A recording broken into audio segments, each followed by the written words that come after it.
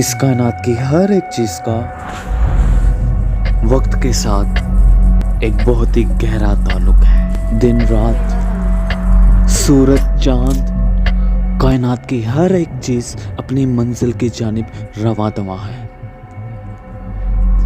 लेकिन हम वक्त के एक एक सेकंड के साथ अपनी मौत के और भी करीब होते जा रहे हैं। तो अगर क्या हो कि हम हमेशा के लिए जिंदा रह सकें,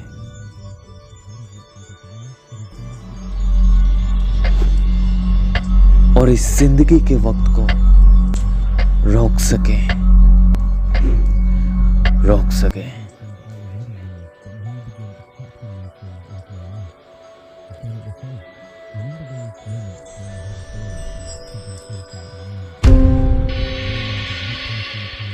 वैसे तो हर इंसान की मौत यकीनी है, लेकिन आज की इस वीडियो में हम बात करेंगे उन रिसर्चेस और एक्सपेरिमेंट्स की, हर लीगल से इलीगल काम की, जिनसे इंसान अपने आप को जिंदा रखने की कोशिश कर रहा है। और बात करेंगे उन रिपोर्ट्स की जिसके मुताबिक साइंटिस्ट बूढ़े होने के प्रोसेस को रोकने में कामयाब हो गए हैं। तो अगर आप चैनल पर नए हो, चैनल को सब्सक्राइब नहीं किया तो चैनल को सब्सक्राइब ज़रूर कर लें, क्योंकि हम वीकली ऐसी वीडियोस लाते रहते हैं।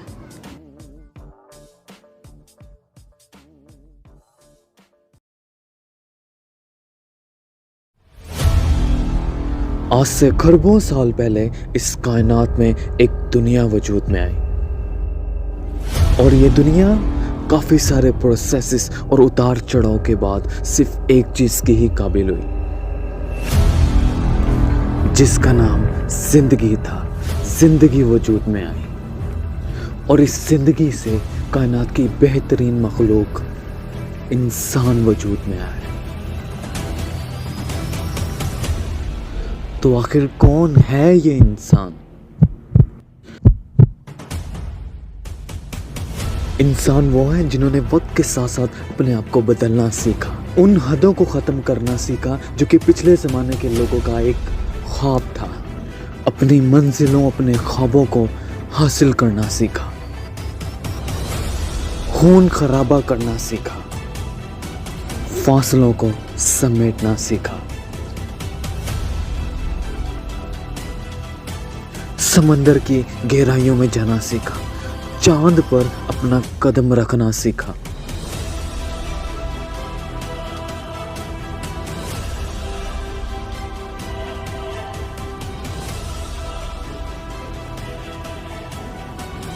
तो आखिर हर चीज पे ही तो काबू है इंसान का।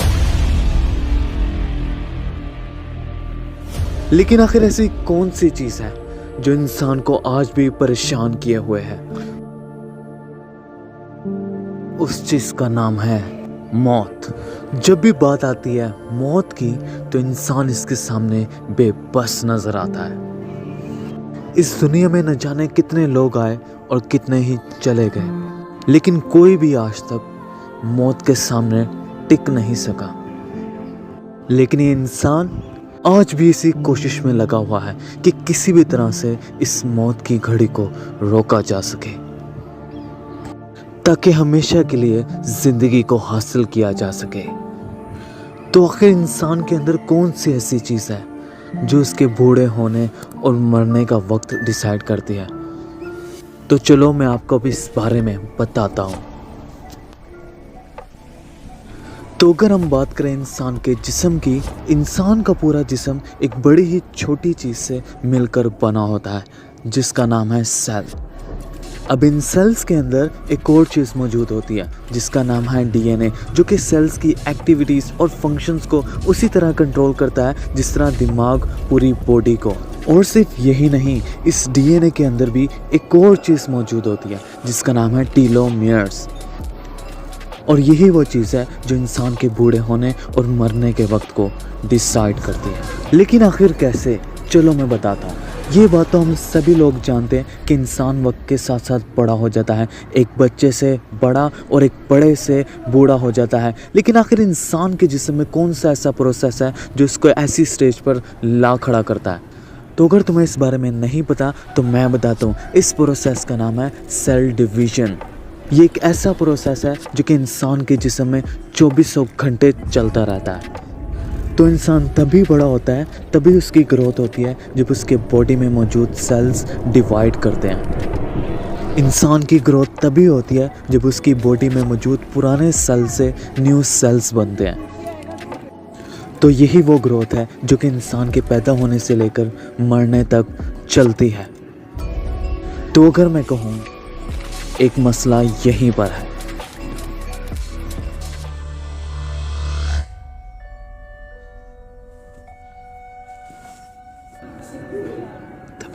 सेल्स डिवाइड होते हैं तो तभी इंसान की ग्रोथ होती है।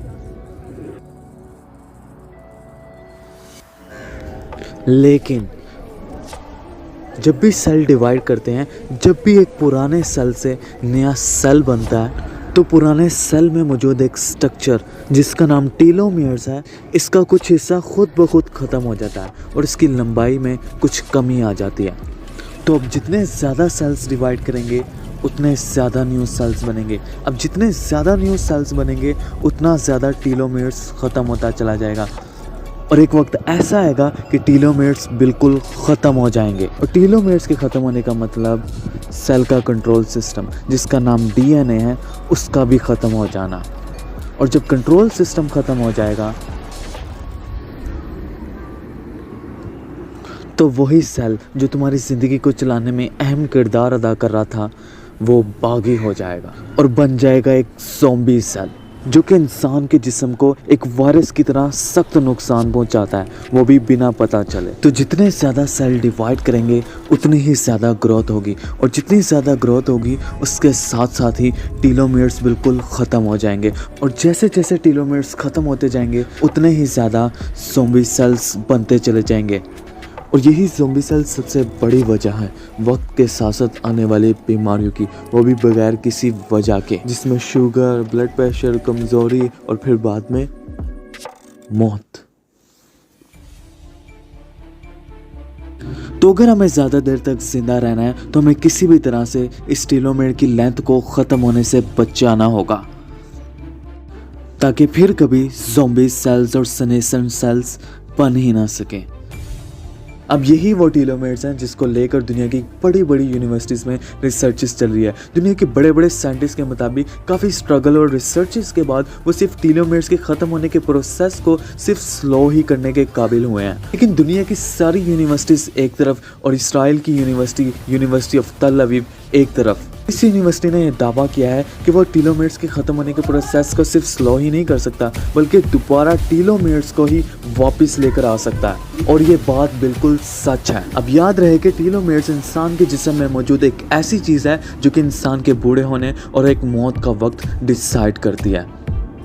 तो अब टीलोमेयर्स का वापस आ जाना इसका मतलब ज़िंदगी का और लंबा हो जाना। तो अब सवाल ये उठता है कि आखिर ऐसी कौन सी चीज़ है जिसकी बिना पर इसराइल की ये यूनिवर्सिटी ये साफ साफ कह रही है कि वो उम्र बढ़ने के प्रोसेस को रोक सकती है। हकीकत ये है कि इन लोगों ने एक टेक्निक बनाई है जिसका नाम है हाइपरबारिक ऑक्सीजन टेक्निक। ये एक ऐसी टेक्निक है जिसमें इंसानों को शीशे की बनी ट्यूब्स में बंद कर दिया जाता है और फिर 2 एटमॉस्फेयर के प्रेशर के साथ 100% ऑक्सीजन दी जाती है। प्रेशर और ऑक्सीजन का ये कॉम्बिनेशन इंसान के फेफड़ों में और बॉडी में इतनी ज़्यादा ऑक्सीजन भर देता है कि शायद ही कभी सांस लेने से आती हो। तो अब लोग सोचते हैं कि आखिर इसमें ऐसी खास बात क्या है। तो इसी टेक्निक के एक स्टडी के मुताबिक 35 ऐसे इंसानों को लिया गया जिनकी उम्र 64 साल से भी ज़्यादा थी और इन लोगों की टीलोमेयर्स लेंथ पहले ही मेजर की जा चुकी थी। तो अब हुआ ये कि इन सभी लोगों को 3 महीने के लिए हाइपरबारिक ऑक्सीजन चैम्बर के प्रोसेस से गुजारा गया। इन सभी लोगों को हर दिन एक सेशन से गुजारा जाता था जो कि 90 मिनट्स का होता था, जिसमें कुछ एक्सरसाइज ब्रेक्स और ट्रीटमेंट साथ साथ चलता था। तो जब ये सेशन खत्म हुआ और मेडिकल रिपोर्ट सामने आई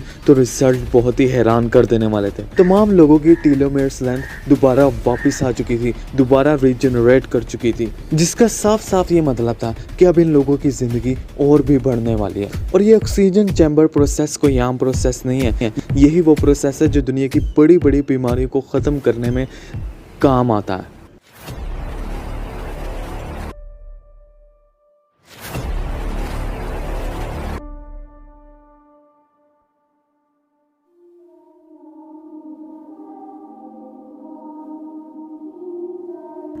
तो ये सब थी आजकल की बातें और कोशिशें जो कि इंसान हमेशा की ज़िंदगी हासिल करने के लिए कर रहा है।